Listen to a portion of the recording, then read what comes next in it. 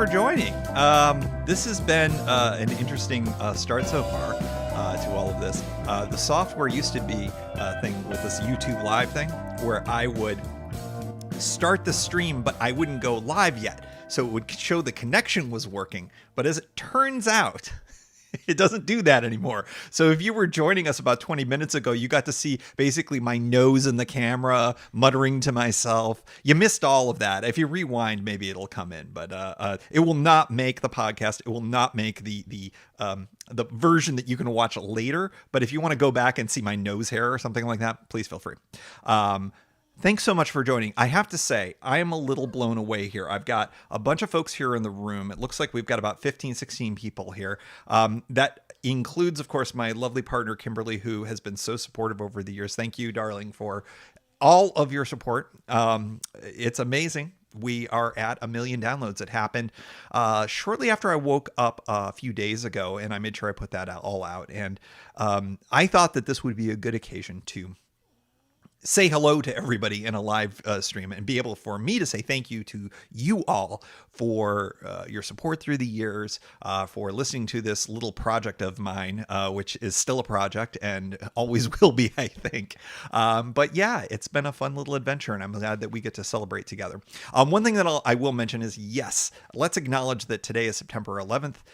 21 years ago was a no good, very bad day for so many people in my area here in Washington, D.C., of course, in New York as well. And it's been a long time since I've been able to maybe even do anything that was even remotely fun or whatever on this day. And in some ways, I think it's good to acknowledge it, but also to kind of move on, not move on from it, move forward from it.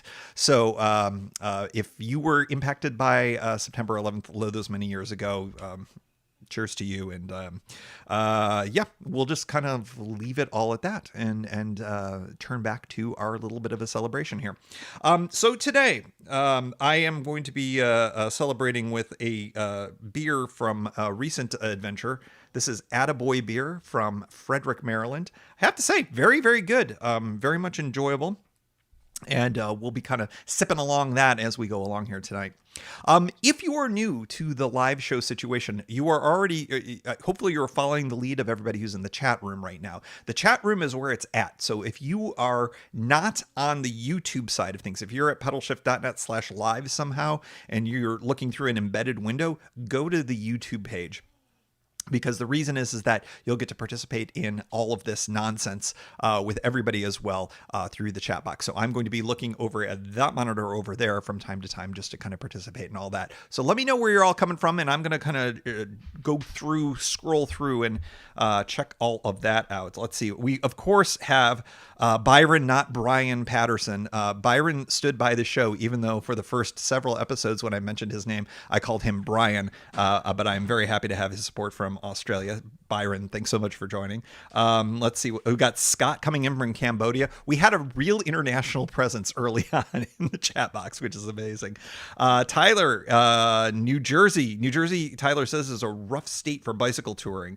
Pedalshift has become my means of encouragement. You know, I have to say, Tyler, I'm excited for the Garden State's possibilities. We've got the Eastern, the Eastern Greenway comes through New Jersey. And of course, there's some beautiful cycling. I hope you're able to get out there and enjoy that. Mark Spooner from Oneida, New York. Folks, let's dog ear Oneida, New York for a moment. Let's just hold that in the back of your head. Just for a minute there. Mark, thanks for joining. Brian Bechtel, longtime listener from Plano, Texas. Thank you for joining tonight, Brian. And let's see, we got BikeFed's Greg from Santa Cruz, California. Greg, I owe you an email. And you know that I owe you an email, but we're going to make this happen. I promise you. Nick checking in from Walnut Creek, California. All right, we got a little Northern California checking in here. My beautiful partner from across the room here in Washington, D.C., Mark Van Ram from Hampton, Virginia. Let's see, we got Countrified City Girl from Tennessee. All right. Hello, Countrified City Girl. And Meg from Nevada. And we've got Nan from rural Arkansas. This is my favorite part of all of this. The fact that I talk into this dopey little microphone right here. We do the live show. We do all of these things. And to have literally a global reach over the years that we've been doing this together, it's just really fun to make that kind of connection and to sort of grow this community that has been happening for the last bunch of years. And what's the thing that joins it all? Just this dopey little podcast. And I'm really grateful that that's meant a lot to so many of you. So, as I mentioned, if you are new to this program, to the way we do the live show, this is not the podcast, if that weren't really obvious at this point. But we do end up recording a live show as a part of all of this. And so what we're going to do is we're going to do this in 3 different segments. We'll take a little pause in the middle of each of those segments so that I can kind of have a sip of my beverage here. You can have a sip of your beverage, and we'll check in on the chat box and things along those lines as it goes on. This particular podcast, this will be episode number 296 of the show, which will be coming out this Thursday. We're going to do 3 segments, as I mentioned. The first is going to be, I cannot tell you how many emails I ended up getting, what Pedalshift means to you. Normally I will say, hey, email me at pedalshift@pedalshift.net or call the voicemail hotline. None of you call the voicemail hotline, by the way. But the email, I got a lot of it about what Pedalshift means to all of you. So I'm going to be reading some excerpts from a bunch of these emails that I got as part of the first segment, as part of the celebration for the million. Second segment, maybe what you're all waiting for, what I'm waiting for. I finally get to reveal my tour that's coming up. I'm so excited for all of this because it's going to be a ton of fun. Checks a lot of boxes. We'll end up doing that reveal as the middle segment. And then last but not least, we're going to do some Ask Me Anything. If you've been with the live shows before, you know that you all get first dibs. So if you've got an Ask Me Anything question, when we start that segment off, make sure you throw that in the chat box, and I'll keep an eye on that to make sure that you all get first in line on that. I do have a few emails from folks, and I think I got one from Reddit that I just sort of just picked up off the ground, and I'm going to be using that. So that's the 3 segments, and then we'll wrap it all up. So probably will be about an hour or so, give or take, for the show, depending on how fast I talk, which, as many of you know, is very fast. I speak very fast, I am told. So, all right. One of the other things, if you're new to all of this, is that you get to see how the proverbial sausage is made. The proverbial sausage is the making of podcasts. This is something that nobody should have to watch, but you all signed up for it by just joining us here tonight. So what happens is I do a little bit of, it's called room tone, which is basically just everybody shutting up and allowing my microphone to capture the ambient sounds. And then I can zero those out when I do production. See? That's the making of sausage. That's stuff you don't normally have to think about when you're listening to this fine show. So, all right, I'm going to take one quick sip, and then we're going to do the live read of the intro, just like I do for every other episode, except you all are here. And yeah, we'll go from there. So, quick sip. And once again, thank you so much for joining. We're really excited to celebrate with you.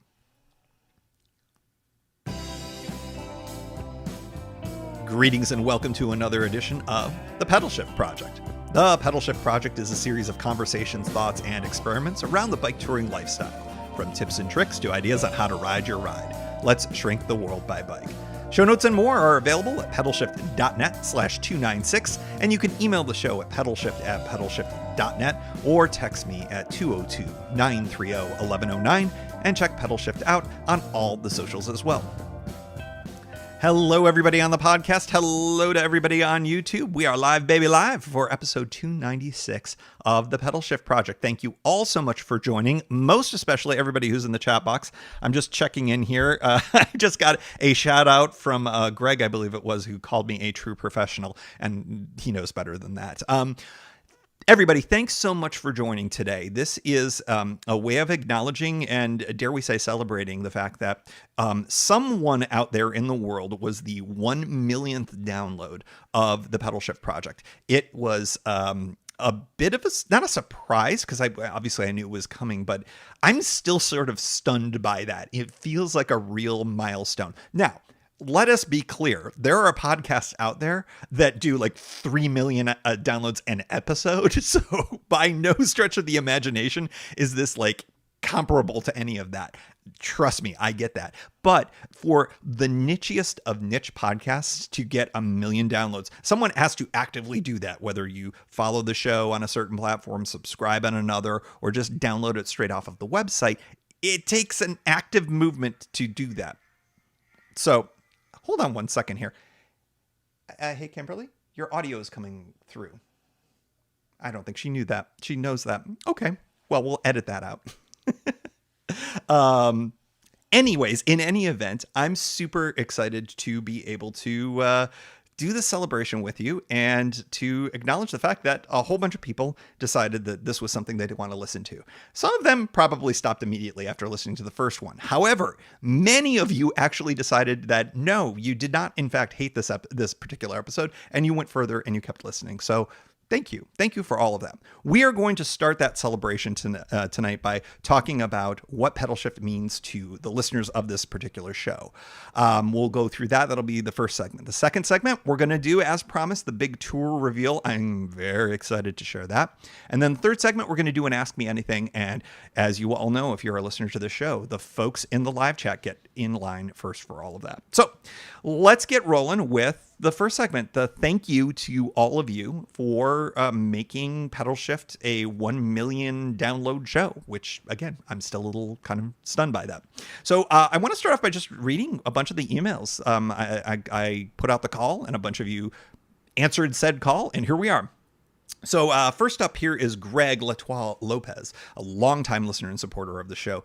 Greg writes, your podcast has provided me with the inspiration to not only get out on my bike, but to bring the ride your ride mentality along with me. Digital creators like yourself and Russ Roca from Pathless Pedaled are a welcome breath of fresh air in the world of Lycra and FKTs. I have to be honest, I do not know what FKT is. Someone's going to have to tell me in the chat box here. Hey, I want to do two things by mentioning this. First of all, Greg, thank you so much. Second, I want to give a shout to the folks that came before me. Folks like Russ Roca, folks, who else have we got out there? Darren, Bicycle Touring Pro, whole bunches of people that have been doing this for much longer than I have, that have really done a great service, I feel like, to the community. And, you know, I feel like I'm kind of standing on the shoulders of others and all of that. But, you know, I'm just grateful to kind of be a part of all of this. And so thank you so much. The other thing is the whole concept of ride your ride.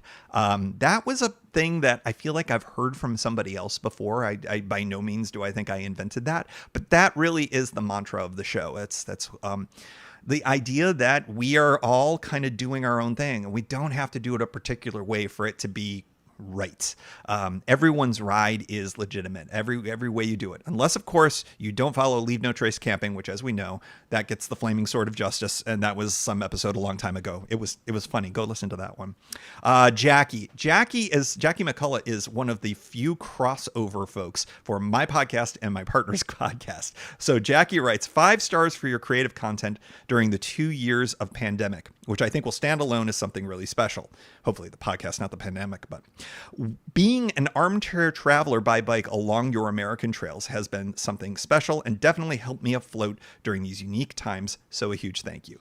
Jackie, thank you, because you are a longtime supporter of the show, my show and Kimberly's shows. And, you know, COVID was rough, as you all know. And as a content creator, God, did I just call myself that? I'm sorry.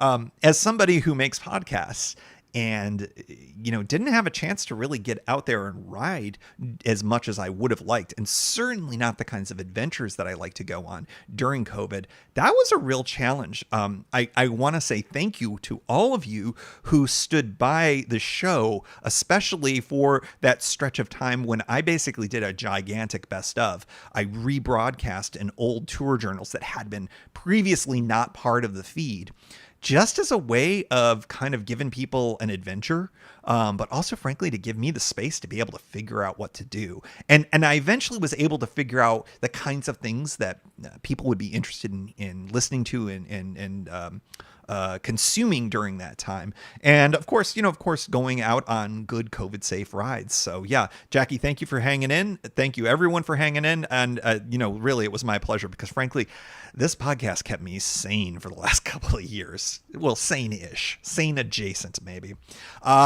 Real true friend of the show, Sarus Faravar, also a former guest as well. First heard of the show by word of mouth from someone at the Half Moon State Beach here in California a few years ago. The podcast gives me something to look forward to every Thursday. I especially like play-by-play or the tour journals. Here's to another 1 million downloads. I'm one thing that I'm really grateful for you shouting out there, Sarus, is the fact that this is a 7 a.m. Eastern Time, Thursday mornings. Every week you can bank on it. That's something that I've really tried to stick with. There have been a couple of times in the run where some technical issues have intervened, but if you are on your podcast app and it is after 7 a.m., it's 7:01 a.m., and you hit refresh, the Pedalshift project should be there for you on those Thursday mornings, including the new content, including the best ofs. It's just been something that I think has been good for me to kind of stay organized, but also just like to have that regularity that when that show is coming out. Interesting thing that I just discovered about that, though, there's two kind of humps in listenership and when people download the show. The first is that Thursday, and then the following Monday, there's a whole bunch of folks who listen in. So I think that's kind of an interesting pattern that I noticed. I don't know what to make of it. If I was smarter, I would know, but I'm not. So there we go. Thank you, Sarus. Really a pleasure to hear from you. Scott Sherrick, who I believe is in the room. Yes. Oh, fastest known time. Scott even tells me what FKT means. I love it. Scott writes also, Scott being here in the room, and writes, I'm not sure when I first discovered your podcast, but I have listened religiously since then. I even went back and listened to the previous shows until I was relegated to only once a week content. I'm going to stop right there. Any of you, I have had to be here for every single episode. That's just kind of how this all works. But for those of you who actually have been present and have listened to all of these, I don't know how many hundreds or perhaps thousands of hours you have spent on this, but I am hopeful that has been a good use of your time. I know it's been a good use of my time. It keeps me sane, or sane adjacent, as we say. But wow, that's just a lot of Pedalshift to download and listen to, so thank you on that. Scott continues, I have toured over 30,000 miles so far, and I am currently on a break in Cambodia until the spring of next year. I spend a lot of time cycling through the temples and the countryside to keep in cycling shape. I look forward to listening more over the next tens of thousands of miles I get to ride in the future. Scott, that is just amazing. I think you're kind of living the dream a little bit, it seems like. I know a lot of people that listen to the show, are the kind of once a year kind of tour types. But there are a lot of folks that listen to this that aspire to ride tens of thousands of miles and take breaks in Cambodia until the spring, just things like that. I think that's really great. And I'm really grateful that someone like you, who really, to be honest, is much more of a cycle tourist than I could ever possibly be in terms of the miles and the time that you spend, that you find some value in this show. Thank you so much. I really appreciate that. Martin Gibson, another, by the way, I'm cornering the market on Australia because Martin also is from Australia, because he says, I am a longtime listener from Australia. See what I did there? Your podcast has provided me with hours of entertainment over the years, and I congratulate you on reaching 1 million downloads. Your podcast has opened my eyes to touring possibilities in the U.S., in particular the Pacific Coast and C&O. I feel like that I've got a niche. First of all, listeners from Australia. Second of all, the Pacific Coast route and the C&O. They're kind of the routes that I have most ridden. They're the ones that I find joy riding over and over again. And so I'm really grateful that the times that I have brought those rides to all of you have made a difference and have inspired you to come check them out, because they're freaking amazing. And I'm looking forward to riding them over and over again for as long as my legs and my feet will allow me to. So Martin, thanks so much for joining, and thanks so much for writing. I think, Martin, are you in the house? I don't think you're in the house, but let's see. Byron, did I already read Byron? I gave Byron a shout out, but Byron writes in, because again, I corner the market on Australia here. Byron writes, congratulations on the 1 million milestone. During a 2018 tour, I went back and listened to the podcast from the start to the then end. Another completist. I'm amazed at this. I also found the Sprocket episode where you sang the soundbite that infamously became their calendar sounder. I will be kind to never reveal it. Thank you, Byron. I don't ever do that. That is just so good. Let's see. I'm going to read two more. I got two more because I had some late arrivers in the email queue. And by the way, if I missed reading your email, it in no way, shape, or form means that I don't appreciate all of the emails. I just picked a whole bunch at random and a few names that I knew may be here tonight. So thank you all for writing in. I super appreciate it. It's overwhelming, to be honest. Terry writes, I do not know how I discovered Pedalshift, but I am very glad that I did. It makes me look forward to Thursdays. See, it's that regularity again. I just enjoy traveling with you and also planning with you and dealing with the various issues that we have to deal with both on the road and back at home. Yeah, that's the kind of fun part about all this is that it would be one thing to just share with folks the upside of touring, the upside of our bicycle adventures.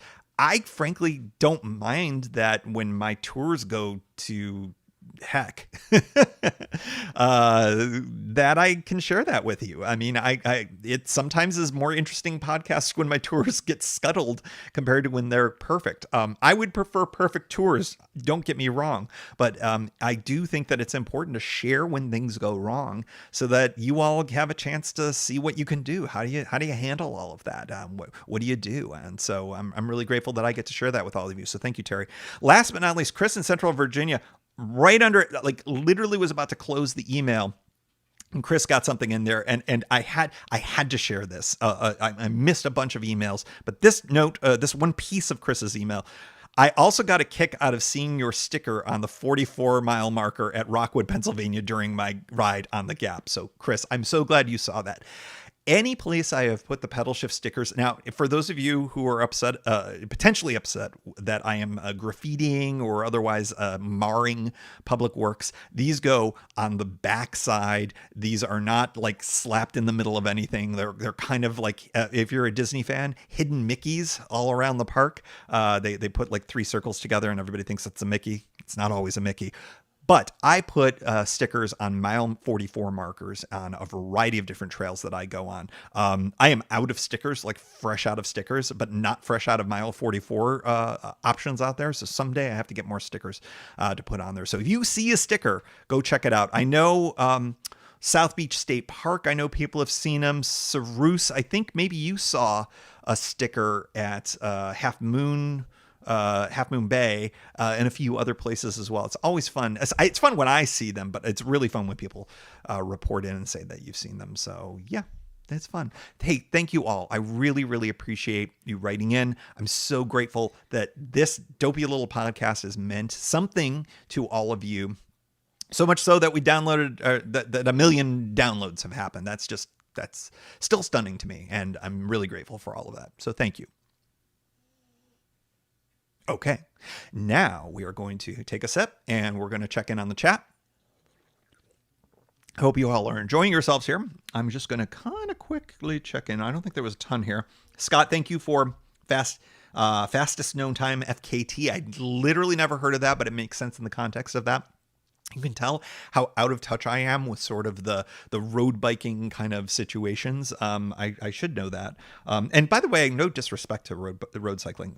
Just it's not my bag. But if it is yours, then I celebrate that. Byron writes, I miss the Zoom beer chats. It was weird but entertaining. We may try to do something like that. What I need to do is I need to figure out the right folks to kind of pull that together. I think that Byron, it's fun and entertaining. It isn't necessarily everyone's bag, so I think it might be something that we kind of offer it out there, and if people are interested in it, we'll make it happen. But maybe off of the main Pedalshift feed. Let's see here. Brian, Oh, Brian Bechtel says basically the same thing. I missed the Zoom meetings with you guys. There was a Zoom with Tim and Pathless Pedal. Brian says, "Yeah, Brian, was that you who got that started? Someone, a crossover listener / viewer, made that happen. That was I want to say, was that in the middle of COVID or right before? Everything." Just time is a flat circle, man. I don't remember, but that was fun. I really enjoyed that. That chat that we had, and it was fun. It was a lot of fun. Byron says, very early in the pandemic, Sprocket and Pedalshift did 2 beer events.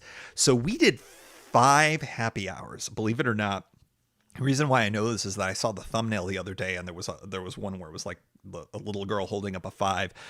So I think some of them were more attended than others, but they were pretty fun. So, and yes, Brian, thank you. Yes, it was you. It was you. You were the one responsible. That was, I believe I said to everybody, you're welcome and I'm sorry, or something like that. My usual thing. Lapseat. Hello, Lapsed. You were lapsed as late here in the UK, but cool to see the live stream. Podcast is a regular listen on my commute. Thank you, Lapsed, for enjoying this, for coming in. I know it's super late. These are tough to pull off, to be able to make it so that everybody can participate. That's why I make sure I get it into the feed as a podcast. But thank you so much for staying up late in the UK for this. All right, so I'm gonna take another sip of this to clear the throat a bit. Next up, we're going to do a segment on the tour reveal. I am excited, if it is not manifestly obvious. This is going to be a fun one. All right, next up on the show, we are doing the big tour reveal. So for those of you who have been keeping track this year, it has been a little bit of a weird year. We kicked it off in 2022 with my kind of usual Florida ride, my cross Florida ride. This one, that was a fun one. We did the ride into Disney property. We pull all of that off. Go check that out if you haven't seen it. I did a video on all of that as well, just to show how that all worked. Kind of a fascinating bit of cycling there. A little bit of rural, a little bit of urban. It was a lot of fun.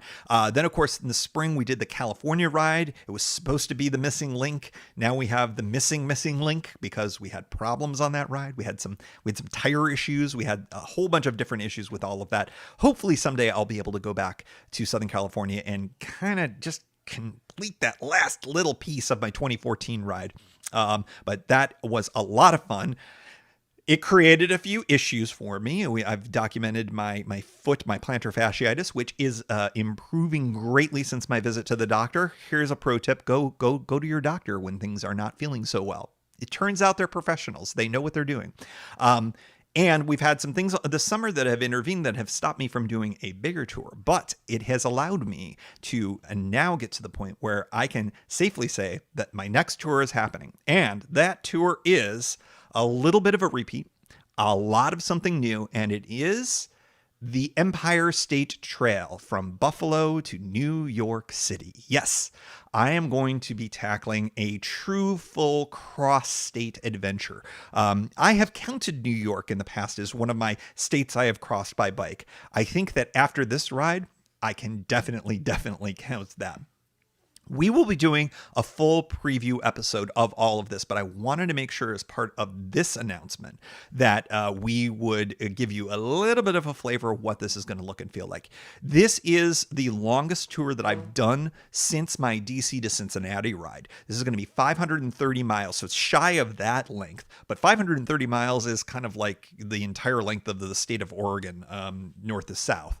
It's a big trip. This is going to be a fully loaded tour, so we're going to be bringing the Safari along, and it's going to be a lot of fun. We're going to have both of the panniers. We're going to have the dry bags. We're going to do it up. This is not a Brompton tour. As nice and as fun as the Brompton tours have been, we're back on the big bike, baby. It's going to be great. We're going to be doing this as, I say we, it's just me. It's a solo ride, just like normal. It's going to be a mix of paid, free, and stealth camping. Plus, we're going to have a few roofs involved there. we're going to do, as I mentioned, a full preview episode, Pedalshift number 297. That's going to be released on September 22nd. And so if you're listening to this on the podcast, that is going to be the next episode. For those of you who are in the live chat, it's going to be a week from Thursday when we're going to be doing the full preview episode. The tour journals are going to begin.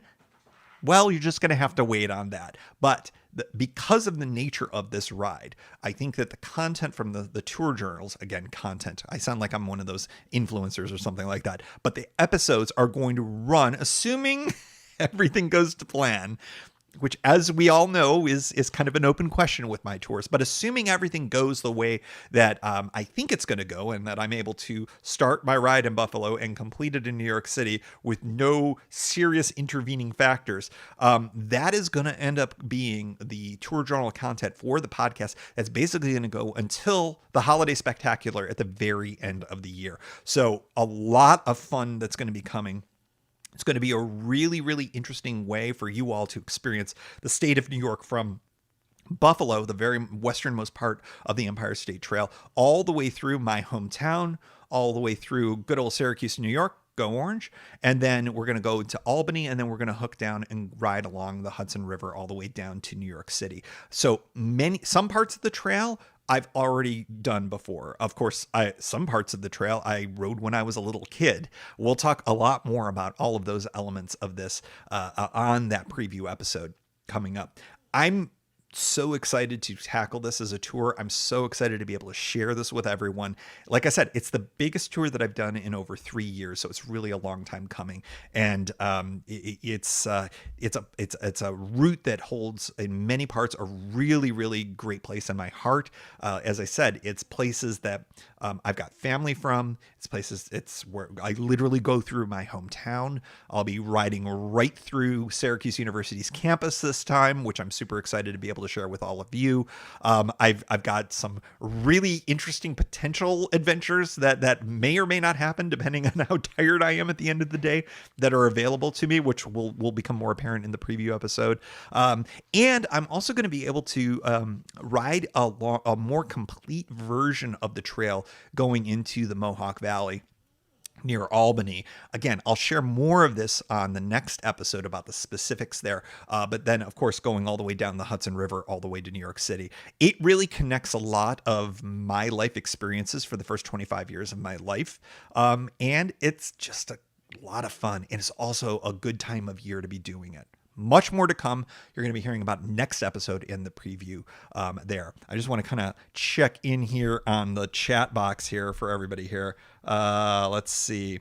Nick, don't forget to check those tires. Yes, Nick. So first of all, we know I had a problem with the Brompton flats this year. So if that weren't enough, but if you remember back to the time I did the Erie Canal version of this, I ended in Albany that time, literally a mile before the end of my tour there, I got a flat on the Safari. And it was the first time I ever got a flat on I think they were Schwalbe Marathon Supremes. And I was just like, of course, right? So yeah. Tires will be checked. We're doing a big once over. That's all about over the course of the next week. I've been doing that as I've been going along, but the tires are going to get very specific attention. Let me assure you of that. Mark mentioned something about the sea. I just want to see if there's anything else here. Mark says, my favorite spot to camp was behind the fire department in Lyons, New York. Highly recommended camping there. That's interesting. The mileage on that, Lyons is a little bit early for where I was planning on camping, but that's really good info for down the road. Just down the road, bicycle terrain joke, because that I think is a good spot. Normally, I'm going to be going a little bit further than that to, I believe, a paid campground that particular night. But Lyons also, I believe, is where Jim Boeheim, the coach for Syracuse basketball, is from. Lyons is a cute little town. It's good to know that the fire departments allow camping there. That's the other thing that I'm hoping to kind of amass a little bit more information about, places where you can camp that maybe aren't a part of the official guide, but the towns will tell you and folks like that. And fire departments are often places where that can happen. Let's see here. Mark also says the trail from Camillus to DeWitt through the city of Syracuse is impressive. I have heard that it is, if that's a newer one. I know that the cycling infrastructure in Syracuse has improved greatly since I was last there. So I'm super excited for that, because last time Syracuse was a bit of a challenge, especially on, let's see, was it the east side? The east side of town was a bit of a challenge, but I understand that the infrastructure has improved. I've also changed my route just slightly to go through campus for the university, and there's tons of bicycling infrastructure that's part of that, and then rejoining it where there was the most complicated and maybe not so good bicycling infrastructure there. So I'm very, very excited here. So yeah, that's it. That's the big reveal. Join us next week for more on all of that. End of segment. All right. Let's see who else. So we had somebody. Mark, you also chimed in about the C&O. I agree. The C&O special. I biked the Empire Trail from Buffalo to Albany last summer, which was wonderful. But the long sections without any road crossings on the C&O was unique. I agree. I think that one of the things about the C&O, that it's kind of a place where both bicycle tourists and bike packers can both find something good. But I will say, I think that the C&O gets a lot of flack from the non-bike packing types. And you all know I've been Team C&O forever. I just think it's a really special trail. It's like and the fact that I haven't done a through ride this year is sort of like, because obviously the New York thing is happening. I'm hoping that maybe I can kind of squeeze in another C&O ride. The C&O was the thing that I think kept me sane adjacent during all of COVID, because it was closed early, but they did nominally reopen it. And did I mention this? I think I mentioned this on a past podcast, but if I didn't, it'll be for the first time here. The porta potties were all basically zip tied shut. They were cabled shut. And it was at one recently. Oh, I must have mentioned this on the past podcast. That I just saw the remnants of that by the porta potty. They didn't even take it with them when they cut them off, which is kind of weird, but hey. But yeah, it was just sort of like an interesting reminder of those times and how it's just like what we didn't know back then. Because now it's just sort of like, well, outside's pretty safe. But back then we were like, oh my God, don't touch anything because you might get the COVID, kind of crazy. What we didn't know back then. So, all right. So we've done segment number 1. We said thank you. We did segment number 2. I revealed my next tour. Next up is segment number 3. So, some of you who are in the room, I believe you have sent in some AMA questions. Ask Me Anything questions. Scott, I'm seeing that you have a question already. So I am actually going to read that as a first one. Let's see. Byron, I've got you listed in here as well, so you do not need to re-ask your question. But anybody else, if you've got a question for the AMA, you are first in line. So I'm going to do Scott and Byron first. And if any of you have any other questions, please feel free to put them into the chat box. And then I'll kind of read through some of these others here. And then we'll go for the next 15 or so minutes or so, give or take. And we'll go from there. All right. So quick sip. All right. Next up on the show is the Ask Me Anything section of all live shows. This is the time when folks in the chat room get first dibs, and then everybody else who emails in questions gets their, hopefully, answers to their questions. Are they all about bicycle adventures? Absolutely not. No, they are not. Sometimes they are kind of fun questions. And do I have a couple in there? I think I've got all bike touring stuff here. So if anybody has any non-bike touring questions that you would like answered by me for reasons that are unclear to me, but if you would like them, it is truly Ask Me Anything. Okay, so the first question I'm going to take is from Scott, currently in Cambodia. Scott asks, have you thought about Southeast Asia for a winter tour? Thailand is a pretty benign place for a first timer. So, a bit of trivia. I spent my early high school years in Japan. And when we had our vacations, a lot of folks would go back to the States for the kind of the expats that are in Tokyo, at least back then. But we got to look all over Southeast Asia. So I have actually been to a lot of these places before. But of course, back then I was not into bicycle touring, bicycle adventuring, anything along those lines.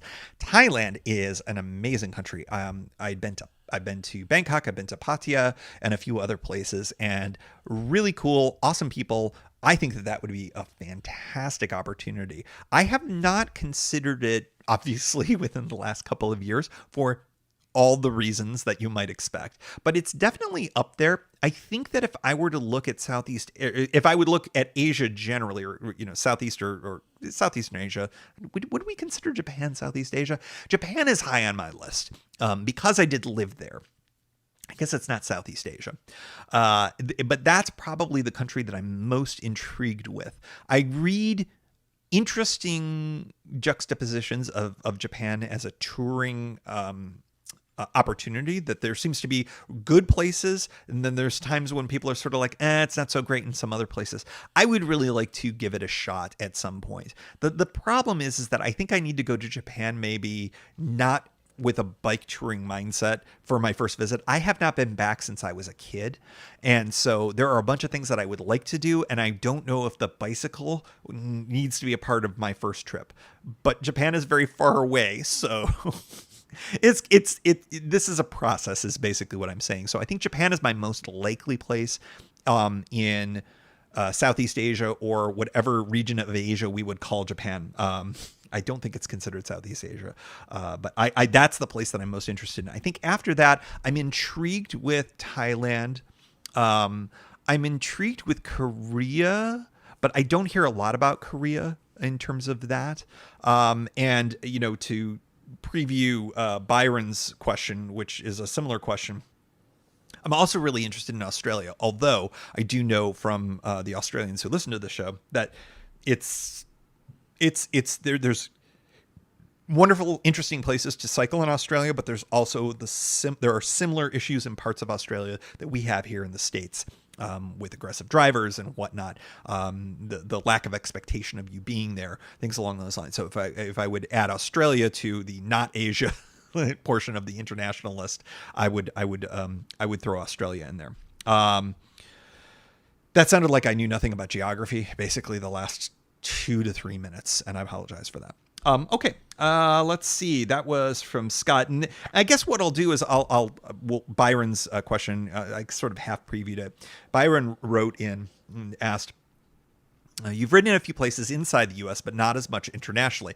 I would argue not at all internationally, really. I mean, that's not true. Okay, I've ridden my bicycle in countries. I've not done an honest to goodness bit of bike adventuring, like tour or bike packing or anything like that. So that's certainly true.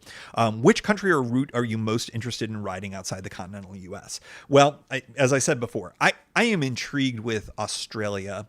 Japan is kind of on the list as well. I have family in Europe. I have family, my cousin, I think I've mentioned this on the show a few times. She is in Belgium. I think the most likely first non-North America ride that I would do, that I've been looking at, it might be as soon as next year. Assuming we get the COVID stuff a little bit more under control. Well, I think we're going to be living with it for a while, but are we able to kind of make it so that we can kind of get a little bit more back to normal? If that is the case, connecting Paris with Brussels. I understand that the route is not particularly picturesque, but it connects some dots for me, because frequently Kimberly and I will go to Paris. My cousin is in Brussels. She's always coming to Paris to meet us when we go there. I think it would be kind of neat if I actually got my ass to Brussels, and I think that would be a really cool trip. I think the Brompton would be a wonderful option for that. I have flown the Brompton to Paris before, to Italy before. I think that it's a very easy bike for international travel if you do things right. And then, of course, I think it's probably a 2-day ride. Might be a 3-day, but I think it's a 2-day, which just means it's a 1 overnight someplace. So do I do roofed lodging, or can I bring the camping gear? all open questions, but that's probably the most likely international destination. And that, of course, would give me a couple of countries. I'd end up with Belgium, and I'd have France with all of that. So interesting. I've talked about it on the show before as well. I'm intrigued with the notion of doing the circumnavigation of Lake Ontario, which of course would include Canada. I've been to Canada a million times, but I've never done any bicycling adventuring there. I think that would be a lot of fun. That would be another nice little connection with my past a bit. I would really like that. I've got friends in Toronto. I've got friends in Montreal. Of course, Montreal's a little further away, but point being, it would certainly be possible. Yeah, so I think those are a few of the places. Ireland, I would love to cycle around Ireland. Beautiful country. I think it would be kind of fun to do that. All right, let's see here. I'm going to, since I have talked to two people who are in the chat box, I'm going to look over Bike Vids. Greg asks, I kind of thought you were hinting at getting a new bike at some point. Am I imagining this? Are you? Cheers. You were not imagining it, but then that little COVID thing intervened. I was looking at the possibility of either getting a new bike that was more of a bike packing rig, or converting my existing bike, the Safari most likely, into something that was a little bit more bike packy adjacent. I am intrigued with getting off of the roads a little bit more, and maybe getting off into the mountains and the trails and all of that kind of stuff, just to increase my bike packing pedigree, for lack of a better word. I've been limited, I've always thought, by the equipment that I have. So that's one of the things. I think that as supply chains start to ease a little bit, I think the ability to get a new bike would be possible. So that's certainly something I really, to say I backburnered that idea is probably probably an understatement. So I have not, until you wrote that, until I read that, Greg, I was like, oh yeah, that's right, I did say that once. So yeah, I think that's something that's I would start considering a little bit more next year, as I start to maybe imagine a world that continues to open up a little bit more, and what that can mean for me and the type of adventures I can do. So yeah, so for the moment, the 3 bikes that I've got are just wonderful. And and allegedly I should only have 2 with 1 retired bike, but I can't quit the Goblin. I can't quit that bike. Are you kidding me?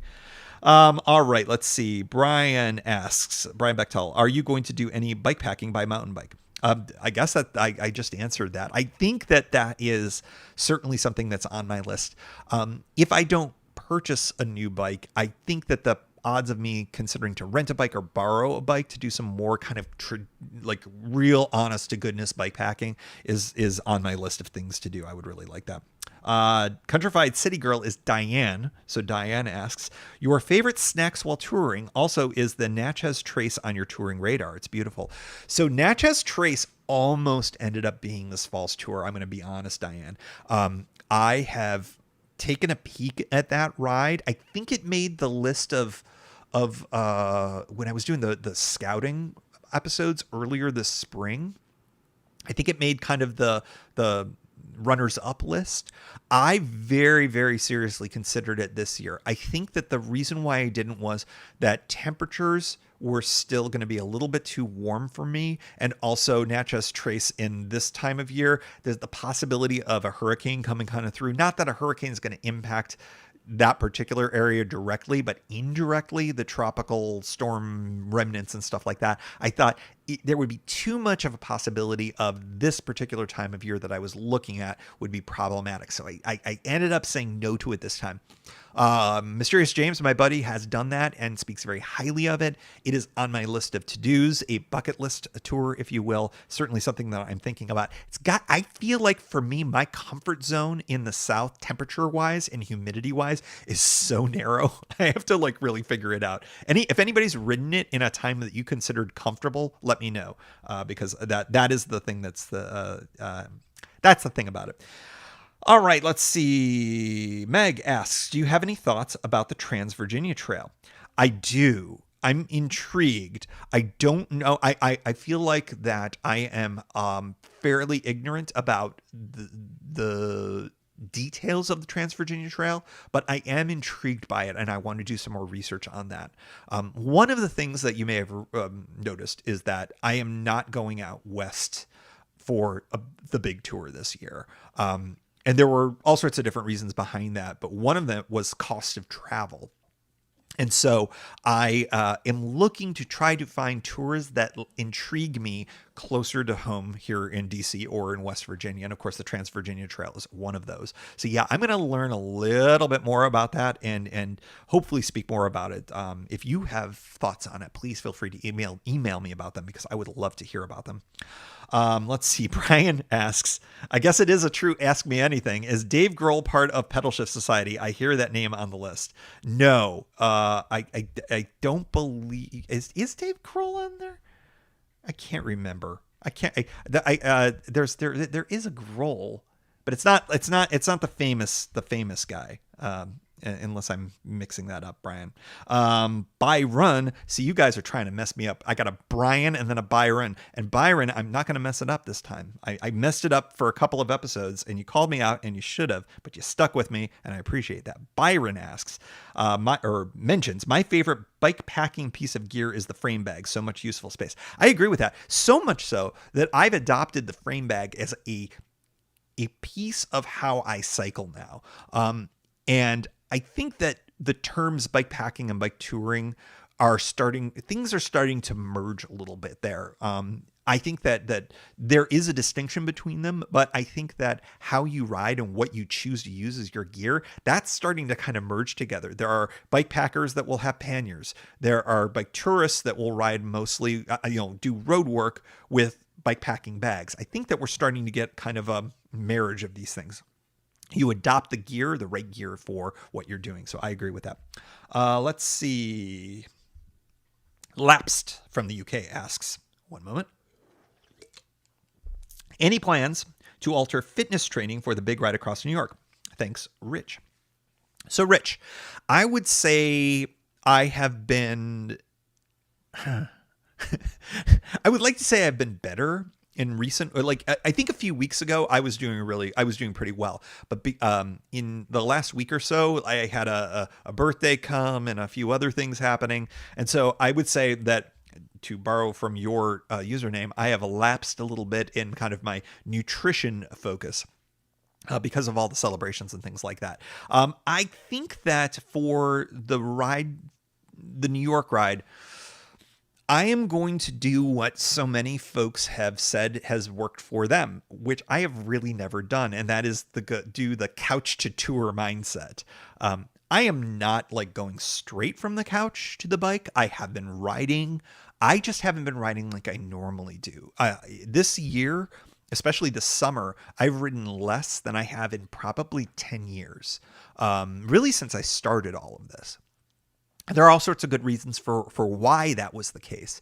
So I'm going into this probably the least bike shape that I've ever been at this time of year. Again, I'm not out of shape, but I'm not in the same shape that I normally would be here in, early mid-September of any given year. So I think that it's going to be a real interesting test of that. I do know that almost always, regardless of what kind of shape I'm in going into a tour, it often takes a couple days to get into it. And not to blow through the preview episode for next week too much, but the rough plan is going to include actually a 0-day relatively early. Not so much because I'll need it, but because of just who I'm seeing and what I'm doing with family. I think that that's going to kind of help with all of that, to have an early 0-day. And 0 days are things that I normally don't do with tours that short, but I am going to be doing that. So we'll see. I'm going to be very interested to see how the fitness situation works for this year and for this particular tour. We'll see. Let's see. Tyler asks, why do many bike tours use flat or straight handlebars or even drop bars? Is it just for the front handle bag? I would imagine that that's the case. Now, I of course am none of the above. I use of course the Brompton is a flat, but the two touring bikes that I have are kind of the mustache style, the trekking bars. And although you can fit some types of handlebar bags on them, I have gotten away from handlebar bags and I now use front platforms. Basically, I take a rack, a rear rack, a cheap one usually, flip it around, and then I kind of jury rig it onto the front. And that allows me to kind of just lash some stuff onto there. It's not as handy as a handlebar bag where you can kind of reach in while you're riding and grab a bar or whatever. Oh, by the way, I missed the whole the snack question that I had earlier. I'm gonna have to go back.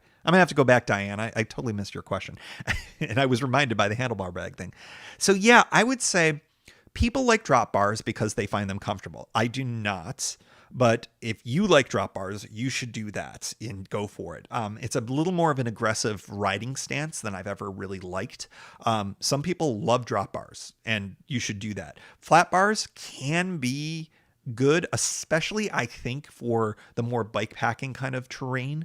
When you have a little bit rougher terrain, you get the right grips on a good flat bar. I think it can be really good. The Brompton's got it, and that's been very good. I really love the trekking bars. I love that I've got multiple hand positions that I can choose, and it's just really good for touring for me. So but that's a good question. Do people choose those two things because of the handlebar bag? I don't know. That might be a chicken and egg question. I'd be curious if anybody has thoughts on that. Throw that into the chat box there. Diane, I'm so sorry. You asked me 2 questions and I only talked about the Natchez Trace. You asked me about favorite snacks while touring. So let me tell you, I am not a sugar guy. I've talked about this a lot. I try to avoid sugar in my diet when I'm not on the bike. But when I'm on the bike, let me tell you how much I love the sugar. I think sugar can be really efficient for snacks, and so I do allow myself some when I'm riding on tour.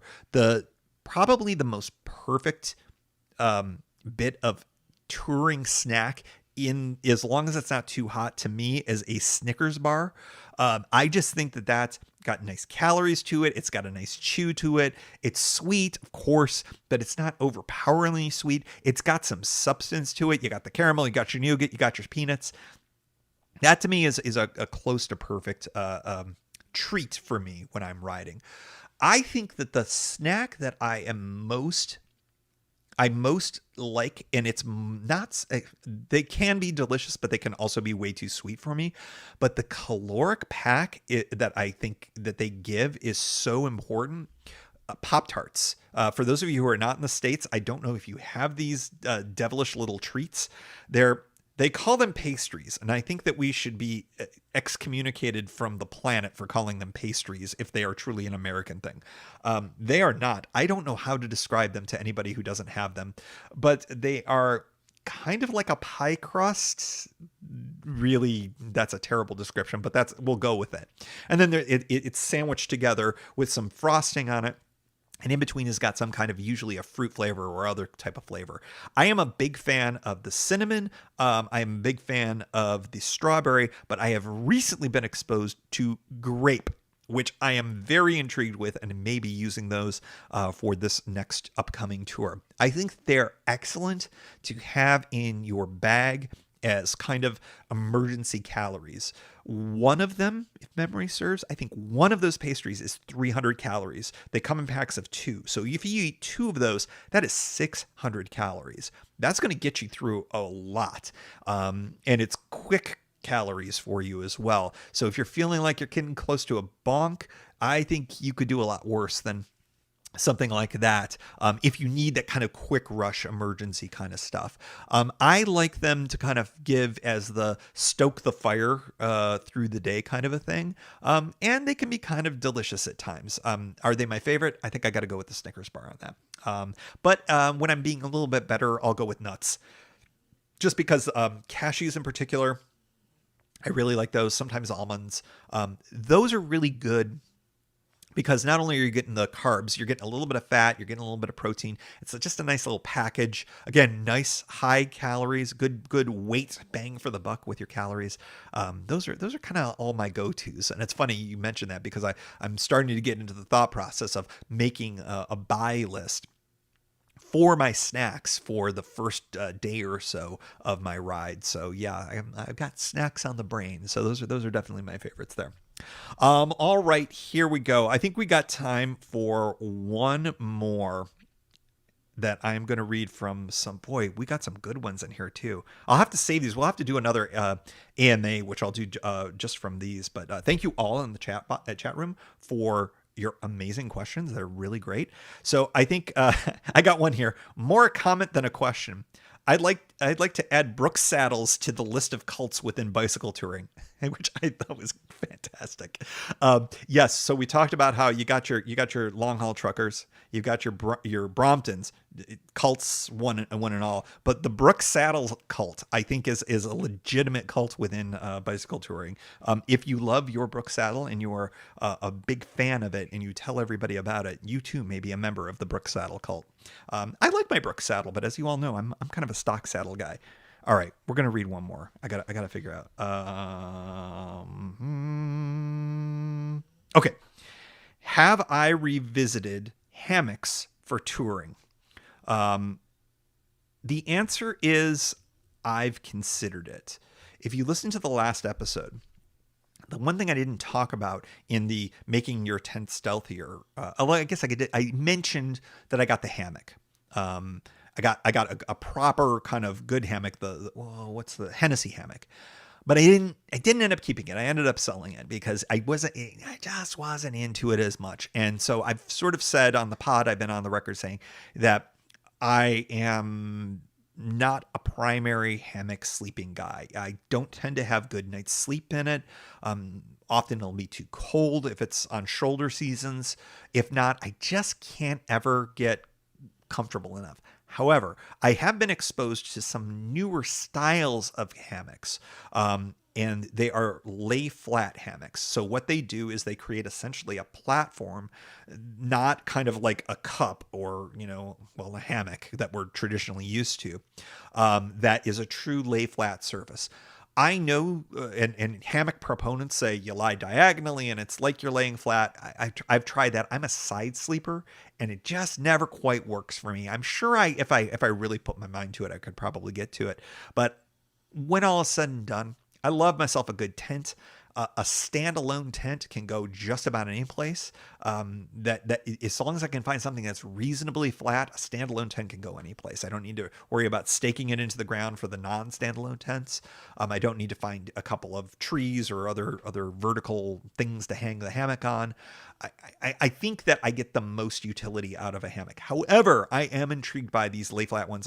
Eno makes one, Climate makes another one, so I might look into it. They're not ridiculously expensive, so I might consider experimenting with that. If any of you have one of those brands of hammocks, the lie flat ones, I would be very intrigued to hear what your experiences are with all of that. Folks, that is it for the Ask Me Anything segment, and that also is a conclusion to this particular section of the live program. Join us next week as we preview the Empire State Trail. All right, so that will be the end of that particular episode. I am going to hit stop on the audio recording. Thank you all. Thank you all for joining. Thank you for sticking in. Thank you for the great AMA questions. I think this is the first time where I did almost all chat room questions, so that really speaks a lot to everybody who was in the room. I hope you all had a good time. I had a wonderful time. I always have a great time hanging out with all of you all. A lot of you are names that float across my screen from time to time. Many of you are supporters of the show through the Pedalshift Society. Thank you all for your support for the show that way. It literally keeps the lights on and the internet's going and all of that other kind of stuff. So I am going to be closing shop here on the live stream as well. And if you have any last thoughts, please feel free to put them in the chat box. But I want to say thank you once again for being a part of 1 million downloads. I look forward to bringing the show to you all in the future. I'm super excited to bring the New York trip to you all and to share that with you through the podcast going forward. So thanks so much. Really, really appreciate it. I'll see you in the chat box.